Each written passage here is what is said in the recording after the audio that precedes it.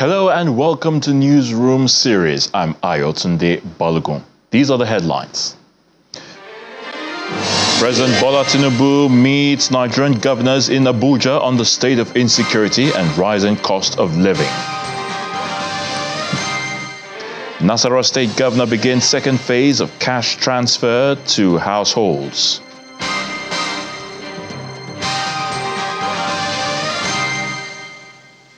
And Kwara State Government holds summit on tackling drug trafficking and abuse in the North Central region.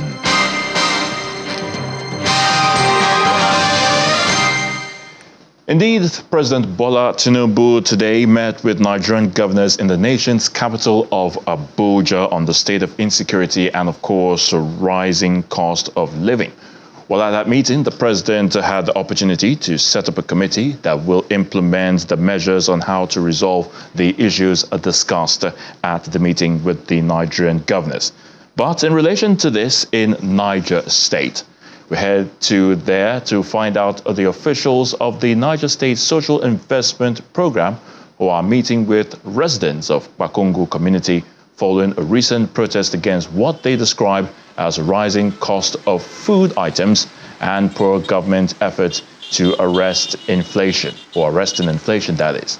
Well, the special advisor to the Niger State government on social investment program, Hawa Bako, who led the delegation to that community, says it is a consolidated stakeholders engagement to provide a common ground for communication and mutual understanding with the people. It's a consolidated stakeholder engagement because of what has happened last week. Though under my office, the Social Investment Program office, it's actually our duty to reach out to our beneficiaries, and follow up the impact that the government has been doing previously and even now. Due to the recent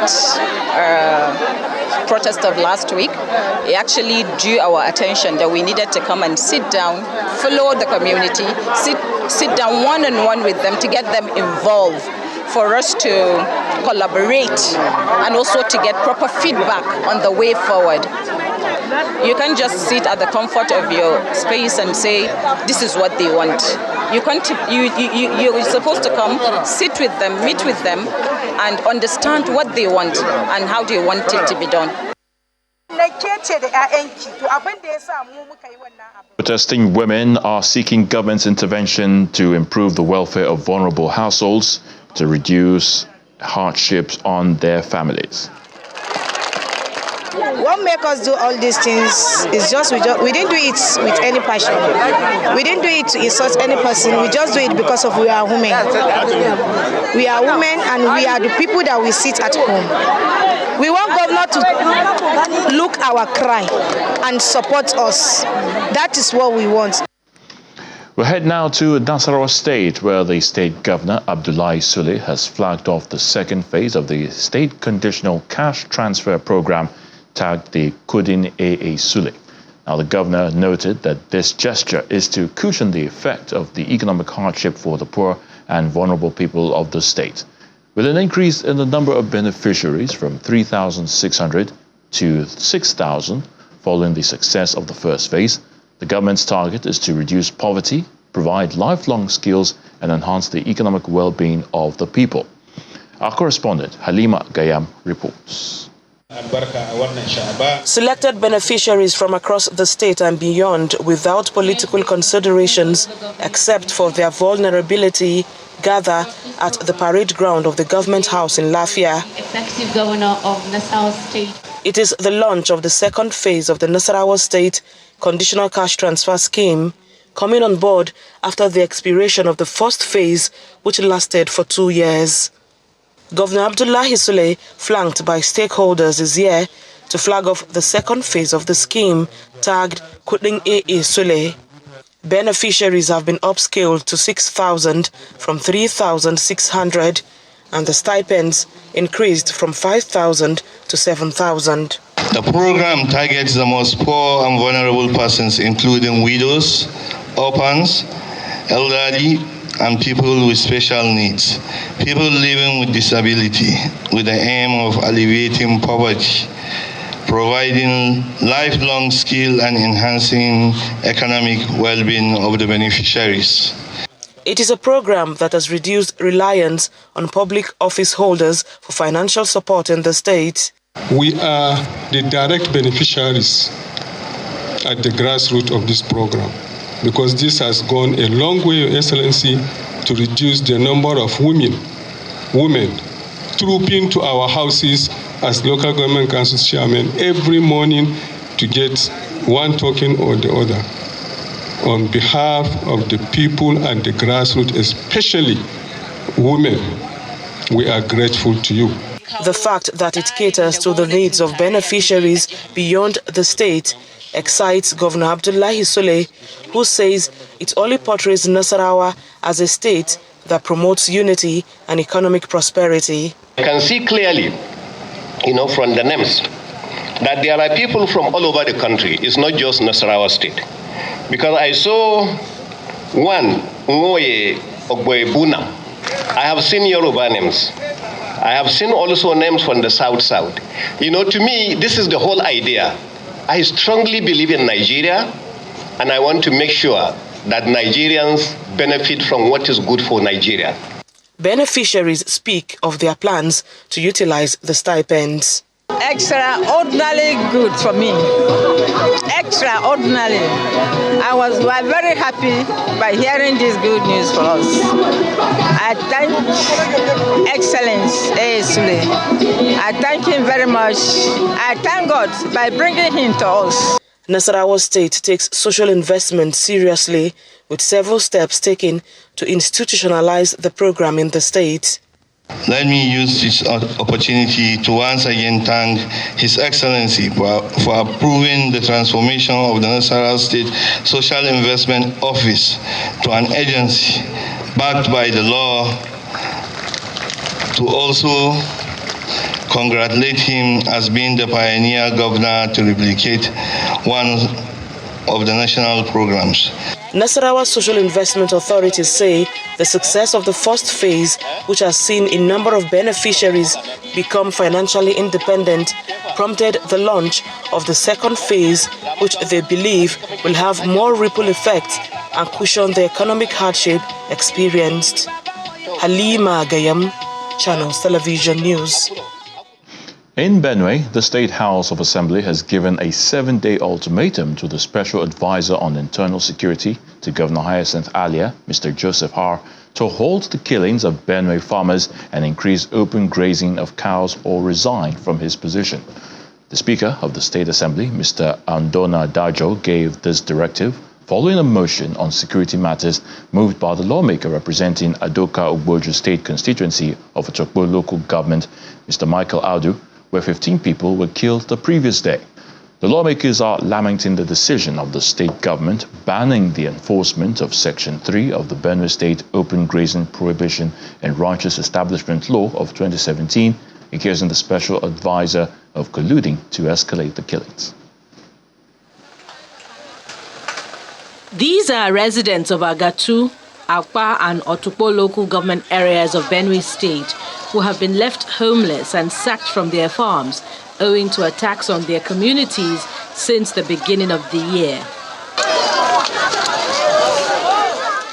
In Guma, Logo and Goe West, the story is the same, compounded by the influx of herdsmen and their cows which graze openly, a situation that's worrisome to the state lawmakers.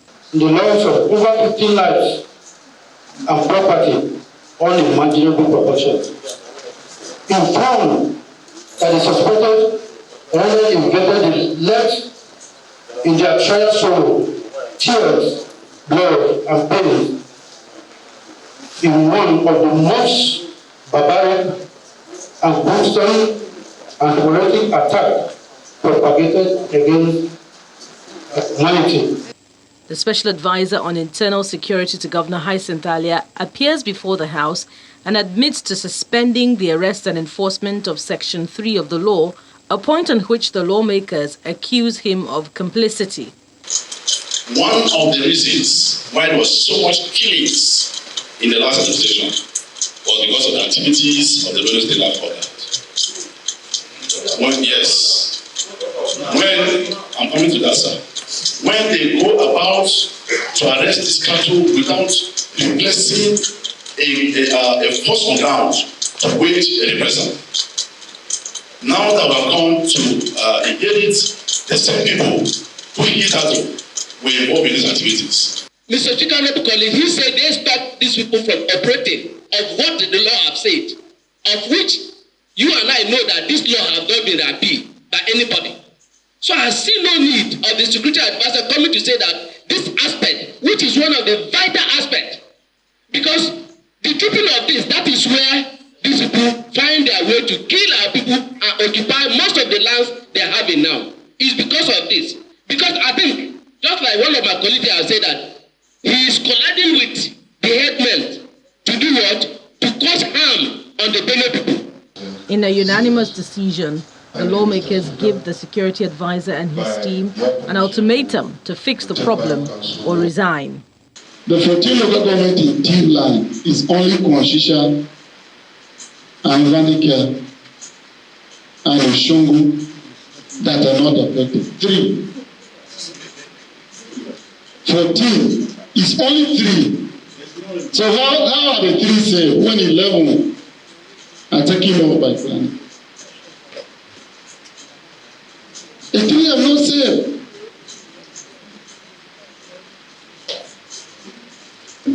So if you know you can't do it, as you are leaving here, please tender your resignation to the governor of Benue State. The majority leader insists the law banning open grazing subsists, as he wonders why the security agencies and government appointees seem insensitive to the vulnerability of these communities. We have seen the security situation deteriorate to the west. Our people are killed every day. In Zone C, Zone B, Zone A. Benue is not safe. And we have seen that there's a slack in the operationalization of the anti-open grazing law in the state, which has allowed a lot of herdsmen to come in all over the state to torment our farmers. And nobody is going to the farm again. People are being killed. So the House today wanted to know from the security operatives and the security advisors of the government why the situation has deteriorated. 19 out of the 23 local government areas have come under attacks by suspected herdsmen, a concern the lawmakers want addressed. 42 suspected criminals have been paraded by the Nigeria Security and Civil Defense Corps for banditry and kidnapping activities. During the parade of the suspects in Abuja, the FCT commandant of the NSCDC, Mr. Olushola Odumosu, disclosed that through intelligence gathering, some of the suspects were arrested while operating under the guise of miners of solid minerals. Meanwhile, the police have paraded 3 suspects, including a dismissed Nigeria Air Force officer, for allegedly supplying arms to suspected bandits. Our correspondent Benny Ark reports. These are the latest arrests made by officers of the Nigerian Security and Civil Defense Corps in the Federal Capital Territory. The heads of the intelligence team of the NSCDC, in collaboration with the 176th Guard Battalion of the Nigerian Army, through credible intelligence, arrested 42 suspected bandits and kidnappers within the nation's capital. 42 suspected bandits / terrorists operating under the cover of being miners of solid minerals have been arrested. The arrest took place at about 0600 hours on Monday, 11th February. The suspects were intercepted at the forest of Swami village, bordering Lambata in Kwara local government area of Niger State. Preliminary investigation by the Corps revealed that all the suspects are indigenes of Zamfara states. And of course, they are not miners as they presented, but rather suspected bandits. Meanwhile, the Nigerian police force also arrested a dismissed Air Force officer, a civilian, and their alleged 7 military affiliates who connive with bandits in their operations. Period of 2 weeks under review, we have arrested nothing less than 72 suspects. We have rescued nothing less than 22 kidnapped victims who have been reunited with their families. Out of these 72 suspects, 34 are kidnapped suspects. We have recovered many arms and ammunition and other dangerous weapons that are being used by these criminals to cause pains and sorrows to our beloved ones in this country. The police also paraded over 70 suspects for various crimes across the country. Benny Ark, Channels Television News. When we come back from the break on the program, we'll tell you, of course, President Bola Tinubu meets with Nigerian governors in Abuja on the state of insecurity and the rising cost of living. Please join us again.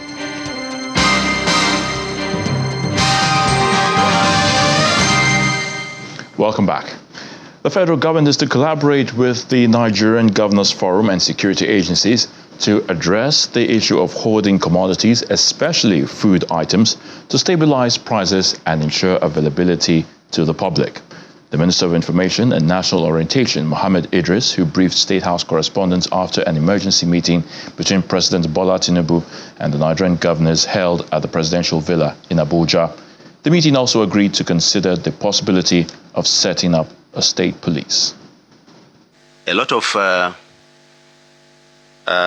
issues were discussed about the security situation in the country, the apparent food issue that the media has also been reporting about, and some other measures that will help in improving the state of our nation. Now, the first point is that a committee, the governors and Mr. President have agreed to set up a committee to deepen the conversation that has happened at the just concluded meeting. Of course, you know that it is impossible to complete most of the issues that were raised at the meeting, so it's going to be a continuous one. Secondly, Mr. President and the governors have agreed that these kind of meetings will continue in the interest of our nation. It is important that all the time the federal government and the state governors, who are leaders at the sub-national level, to continue to engage and interact collectively so that issues of national importance will continue to be addressed and we don't leave room for any speculation or for people who may seize the opportunity to say things that are not in the interest of our country. First, the National Security Advisor, the Director General of the State Services, the Inspector General of Police have been directed to coordinate with the state governors to look at the issue of those hoarding commodities. At this point that the nation requires food to be brought out to the people so that we can control prices and put food on the table of most Nigerians, other commodity traders are busy hoarding these commodities so that Nigerians will suffer or they will make more money as a result. We're still talking security. Well, let's bring you an update on the situation in Plateau State concerning the ASUU strike by students and lecturers at the state-run university. And we're being joined on the program by the Commissioner for Information, Mr. Musa Ashoms. Great to have you on the program, Newsroom Series. Thank you for joining us. Thank you for having me. All right, so give us an update on the situation with the lecturers' demand. Of course, the strike, as we know, took place last week, and 3 months, I would say, is rather a long time for an institution, to talk about things that they want to get resolved as far as security is concerned. 3 months is quite unfortunate.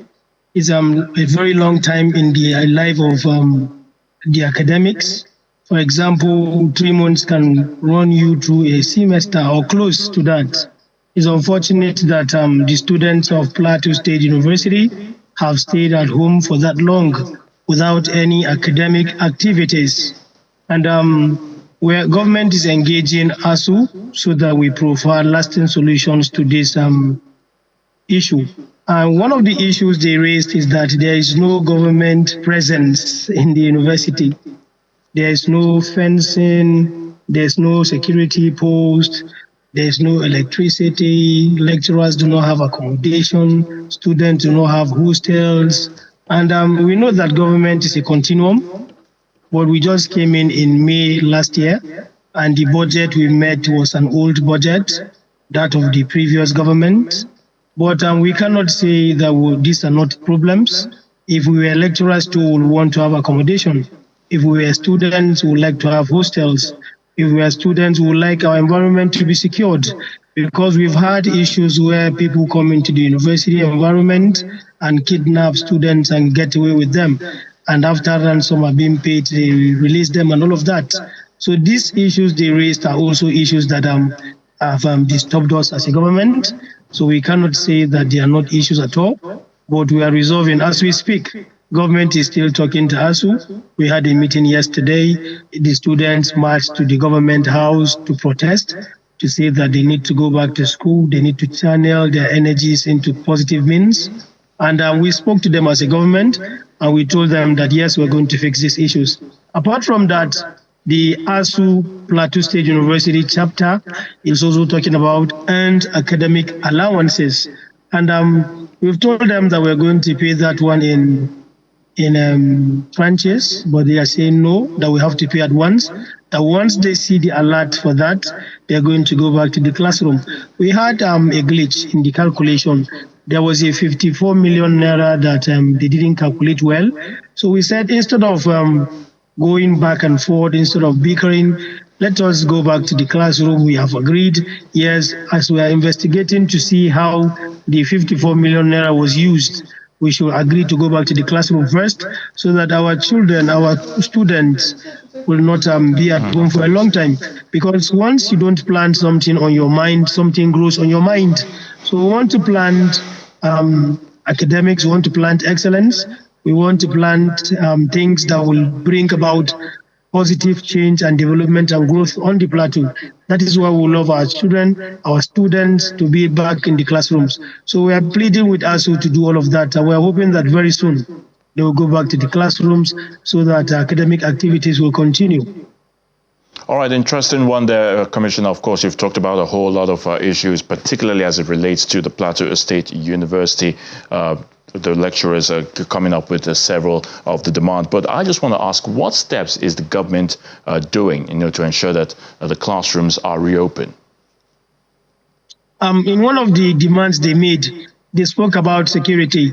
So we have the former Vice Chancellor has created, in synergy with government, has created a new police outpost. And of course, we've added 2 armored tanks to the school to beef up the security in the environment. So it's a gradual process. Like I told you, government is continuum. Most of the things they are talking about were inherited by us. Or a responsible and responsive government will not fold our arms and say, okay, these things can be done in a day. For example, when you demand for a hostel, if you want it to be concrete, if you want it to be solid, it will take time. You have to have a foundation, you have to build, you have to have resources too. And as a government, we're not relenting. We'll make sure that all of that is done. And of course, they spoke about electricity. The National Association of Plateau State Students have even started something on their own to make sure that the off-campus, the houses around there, the hostels around there are connected to the electricity. There are a lot of bureaucracy that is stopping all of these things. But as a government, we are not going to stop. We are not going to rest on our horse. We will make sure that we create a conducive ambience, a conducive atmosphere for our students to have wonderful academic atmosphere and environment. So basically, as a government, the Commissioner for Higher Education, Dr. Mrs. Gang, has engaged the ASU and even the students, this SGS, The acting Vice Chancellor of the University, Professor Shedrack Gaya-Best, has also engaged the ASU so that we'll find a lasting solution to this plethora of problems so that our students and our teachers and our lecturers will go back to the classroom. If you're a lecturer and you stay for a while without teaching, which is your passion, you know that you'll be missing a whole lot. If you're a student, you need to build your mind, you need to be in the classroom.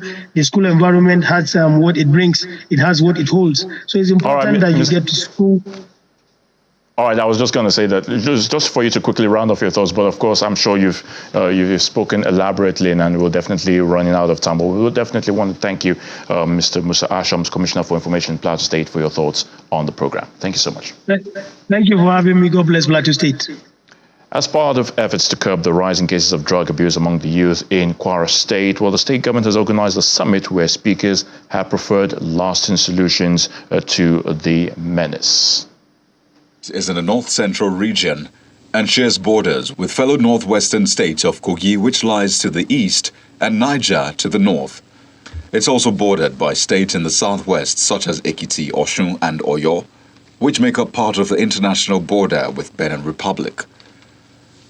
This makes it an easy transit route for illicit drug trafficking, especially cannabis, coming in from the south.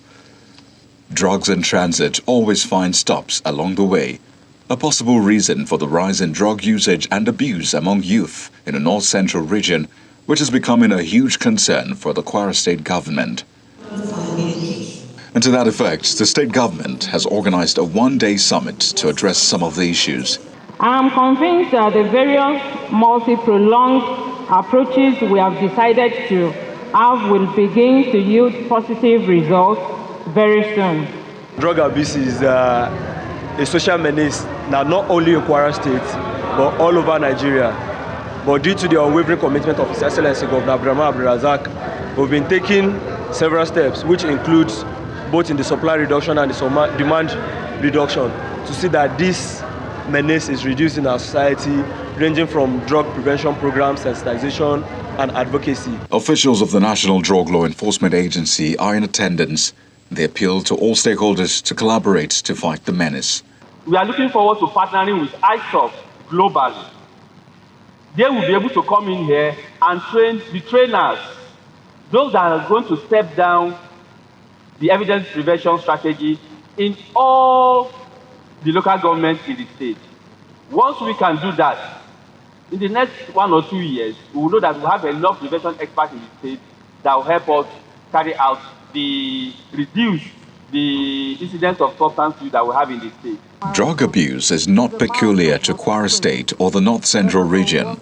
The Senior Special Assistant to the President on Citizenship and Leadership believes that more centers should be established across the country by state and local governments for rehabilitation of addicts. Many people wish to seek professional help to overcome drug abuse, but they are unable to.